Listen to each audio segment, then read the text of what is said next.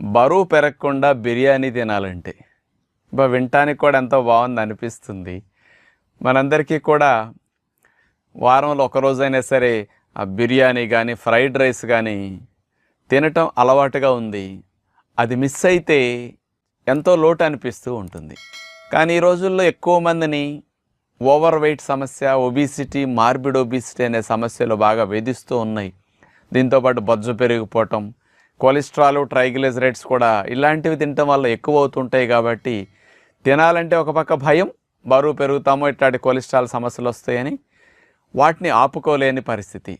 అటు ఇటు కాకుండా మనకి మనసు కాస్త ఘర్షణ పడుతూ ఉంటుంది.